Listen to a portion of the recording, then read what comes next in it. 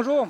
Bonjour. Bonjour. En fait, on apprend ce matin par décret en fait, que le site va pouvoir s'agrandir en fait, par élévation, mais en même temps agrandir l'agrandissement de la zone 3B. Oui, deux choses. La première, c'est une autorisation pour nous permettre de prolonger nos opérations jusqu'en septembre 2022, de façon à assumer un intérim entre la construction et la mise en service de la première cellule de la zone 3B1. Donc, on figure que ça prend à peu près un an pour réaliser tous ces travaux-là. Donc, situation qui tourne à votre avantage, certains diront, mais en même temps, on n'a pas d'autre choix. C'est les solutions qui semblent être à court. C'est un peu ce que le gouvernement semble mettre de l'avant. Bon, on est extrêmement content de voir la confiance que le gouvernement du Québec met en la solution Waste Management. Nous avons un site qui est opéré de façon sécuritaire. Nous sommes responsables avec les gens du voisinage. Alors, l'engagement qu'on prend, c'est de continuer à travailler avec la même rigueur au cours des prochaines années, avec la même transparence et continuer dans l'innovation technologique pour faire que le site soit encore meilleur jour après jour. C'est un peu aussi ce qui est au cœur en fait, des explications qui sont fournies autant par le gouvernement du Québec que les citoyens qui cherchent un endroit en fait sécuritaire pour entreposer.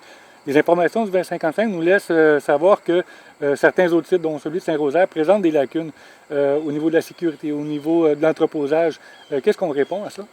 Bien, d'abord, je ne vais pas rehausser la qualité de nos opérations en abaissant les autres sites, là.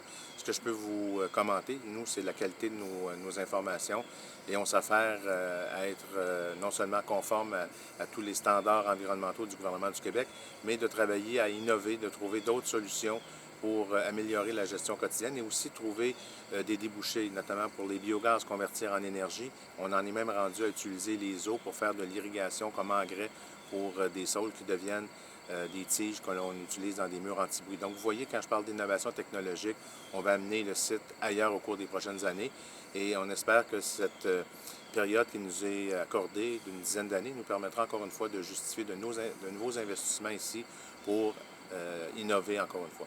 Donc, c'est un peu ce que le gouvernement a dû prendre en compte, si on peut comprendre. Là. Donc, la position du gouvernement va dans ce sens-là. Également, pour rassurer les citoyens dans le secteur, qu'est-ce qu'on peut dire? Bien, dans un premier temps, on veut être digne de la confiance là, des autorités gouvernementales qui ont placé en nous avec cette autorisation pour les 10 prochaines années. On veut continuer à travailler en transparence, en collaboration avec les citoyens du secteur. Et une des premières choses qu'on veut faire, c'est la localisation, l'entrée qui est derrière nous ici. On veut l'éloigner du club du Faisan qui se retrouve à quelques centaines de mètres, donc pour améliorer la quiétude. C'est le type de projet qu'on veut faire en collaboration, en étant à l'écoute des citoyens. Et ça, on veut le faire le plus rapidement possible, tel que l'engagement on a pris. Et continuer à écouter ce que les gens de la population ont à nous dire. Le site est là pour encore plusieurs années, alors aussi bien avoir une relation, une collaboration harmonieuse avec les gens du secteur et avec les autorités municipales également. C'est ce qui est souhaité. M. Bouchard, merci beaucoup de l'entrevue. Évidemment, on va suivre le dossier avec intérêt. Avec grand plaisir.